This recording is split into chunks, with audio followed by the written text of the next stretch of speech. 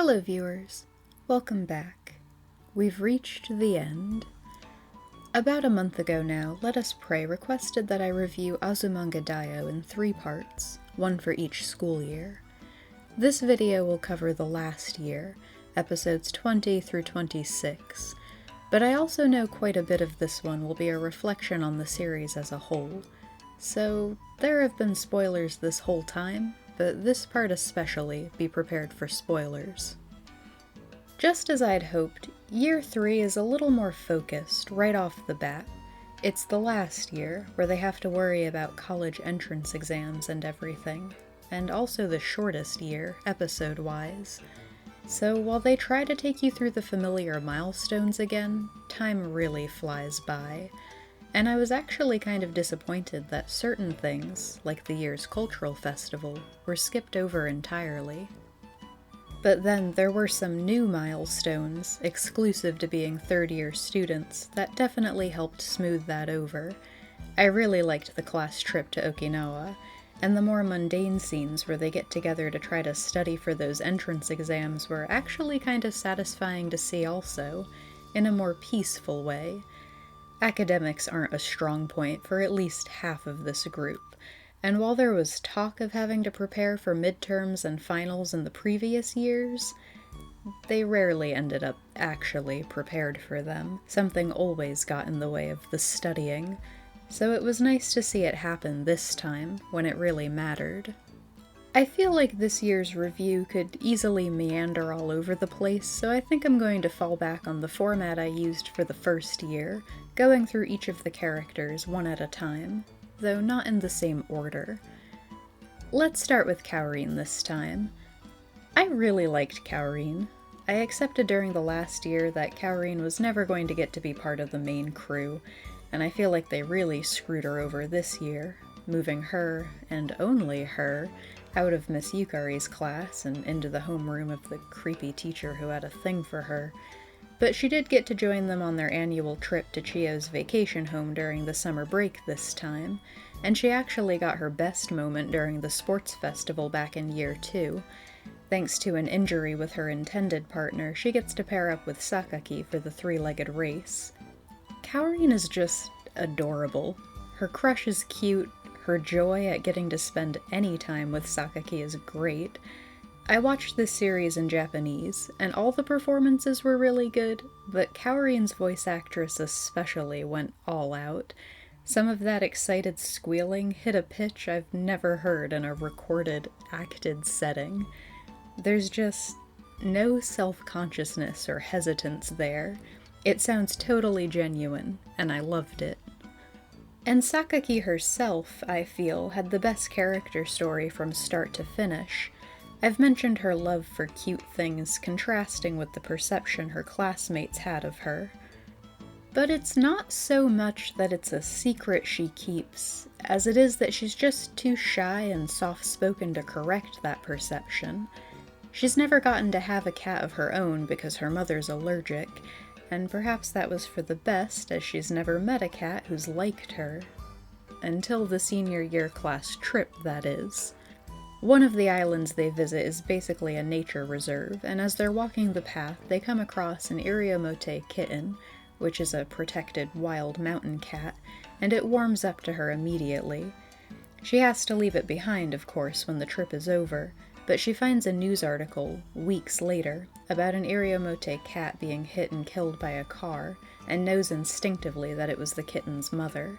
She worries about him, but through the power of lighthearted fiction, the kitten manages to find its way to her neighborhood. She takes him in at once, though he'll have to stay with Chiyo until Sakaki moves into her own place, which will be soon. Sakaki ends the series having gotten into her top veterinarian school choice, which is pretty far away, out of commuting distance. I really feel like Sakaki, more so than any of the others, has a complete story arc. From where she starts, isolated at her desk, wishing her classmates would invite her to join them, to where she ends, understood and accepted into a group of friends, about to head off into training for a job that will surely be fulfilling for her. It's a really good feeling. And to top it all off, she got one of those deeper, character-developing moments I'd been hoping for from all of them.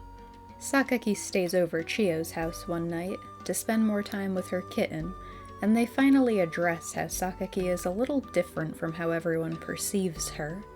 And it's brief. Sakaki only has, one line about how she's always loved cute things, in part because she's never felt cute herself, always being so much taller than all the other girls growing up, and Chiyo assures her otherwise, and then the episode moves on. But it was enough. Literally just a scene or two of insight into each of the characters would have been enough for me, and the rest of it could have been the lighthearted tale it wanted to be. I guess I just want to stress that if I'm starting to sound repetitive, it's because my standards are pretty low. It wouldn't have taken much to please me. My mind can do a lot with a little, but some characters weren't even given that much. Osaka was an early favorite. Just her general demeanor. She carries a lot of the comedy in this show, and I remained fond of her all the way through, but she doesn't get a single moment of anything deeper. Even when the times come for them all to start thinking about their futures, Osaka doesn't have any particular passions or dreams of her own. It's clear she's never given it much thought. Chiyo's the one to suggest she could be a teacher. And in an odd sort of way, I could see her working with younger kids in some capacity, but it was still kind of a shame that Osaka never found anything to focus her, even a little, because she may be spacey, but she is clever too. Whenever there were jokes involving plays on words or puns, she was always right on that, the first to get the joke. She's one of the worst students, and it would have been nice to see her find just one thing that she really excelled at. But while Osaka remained perfectly likable, she doesn't grow at all from the moment she's introduced to the moment they're panning over each of their faces one last time at the very end. Tomo was kind of in the same boat, which felt a little weird because she actually gets a lot of scenes looking into her character. Particularly in regards to the school exams, there was a really interesting scene about the high school entrance exams. Tomo may be the worst student of all, and someone points out that this isn't a bad school, and they can't believe she got in.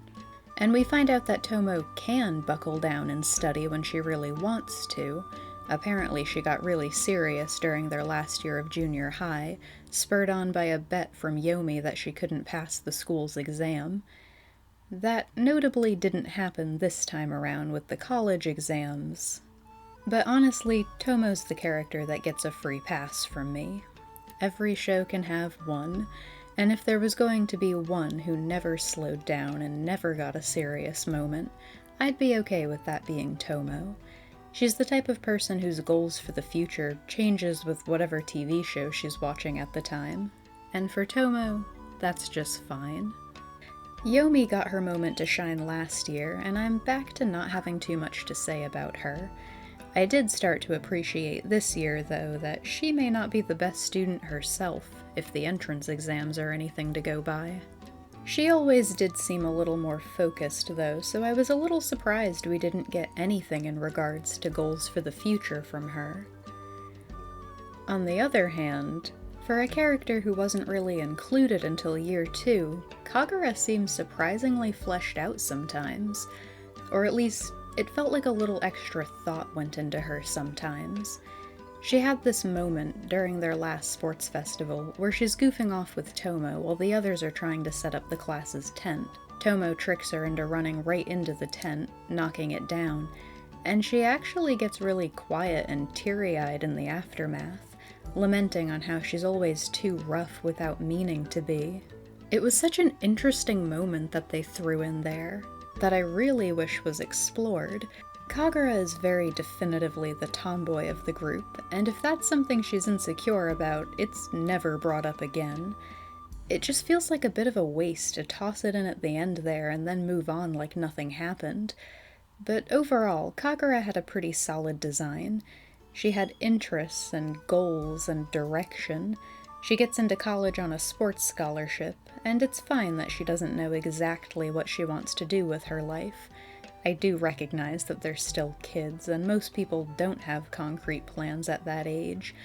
but they should have been prepped enough through high school to have an idea of a field they'd like to explore, and with some of these characters, we didn't even get that much. Kagura at least knows what she enjoys and what she's good at, and very realistically, plans to figure it out as she goes. Kagura really grew on me over time. Which, finally, leaves us with Chiyo. It only feels fitting to start and end with Chiyo. This last year especially focused a lot on Chiyo, because this is all new to her. She was moved ahead before technically finishing elementary school, so she never got to go on the younger class trips or be part of a graduation ceremony before. The basis of her character is that she's a child prodigy, and so much younger than her classmates. But she'd really settled into the school by year 2, so it was nice to see those moments of childlike wonder come back to her. Ironically, the best student didn't even need to take the entrance exams, because she's going to a school overseas that's more familiar with taking students like her who've skipped grades. Chiyo was one I was a bit at odds with. For someone who took her school studies so seriously, it was a little odd to me that she never talked about a possible career she wanted to pursue. But at the same time, she's only 13. It's kind of a hard concept to wrap my head around. Like, I have a late birthday in regards to the American school system, so I wasn't an adult yet before I graduated high school either, and when the original plan was that I was going to leave the state to go to college, there were all sorts of legal questions we had to ponder. But that was only going to be a problem for half a semester. Chiyo may not be an adult by the time she graduates college. Not with her first degree, anyway. It's so crazy to think about that she gets a free pass, too. She's one of the responsible ones, so I trust she'll figure it out. So, I've now seen Azumanga Daioh all the way through. I'd been aware of this series before. I remember one of my high school friends really liked it, and collected all the manga, too. At that time in my life, when I had yet to find a single slice-of-life show I'd enjoyed, I didn't plan to ever watch it. I did worry, let us pray, that I'd given you the wrong impression. You left this request on my Jinsei review, and...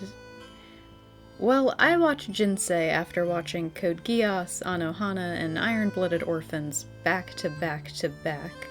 3 really dramatic, emotional series. After all that, the day-to-day ordinariness of Jinsei was kind of soothing. But honestly, I'm not sure I could sit through it again. I think I'd just find it kind of dull now. Slice-of-life shows, without some kind of mystical element to them like Kokoro Connect has, aren't really my thing. But I do keep trying, because I don't want to just watch variations on the same idea over and over and over. It's always a great feeling when something I wasn't exactly excited for surprises me. There's always that jolt of excitement when I get a request, because most of the time it's not something I would have chosen for myself. So far, only Code Geass was one I'd already planned to see. But I mean, there's nothing professional going on here. I love anime. I love the process of organizing my thoughts to write the reviews. I feel like it's made me a better viewer. And most of all, I love the moments like these when it allows me to connect to other anime fans I wouldn't have otherwise, even when our views differ. Let us pray, we've talked a lot since this started. I've loved seeing how much you love this series. If you don't already make videos of your own, I think you should consider it, because you were mentioning all sorts of details that I'm not sure I truly appreciated. For so many people, YouTube is a job these days, but I think it still has value as an amateur hobby. I just want to assure you that I did enjoy this show. It's another one I'm not sure I'd watch again, maybe just certain episodes, but at no point was it ever a chore to get through. There have definitely been series where I've had to drag myself from one episode to the next, and Azumanga Daioh wasn't like that. I had fun spending 26 episodes with these girls. Honestly, the last year felt a bit rushed. I wouldn't have minded it being a few episodes longer. So thank you, one last time, for making the request. I hope you enjoyed joining me on this journey. Thank you for watching.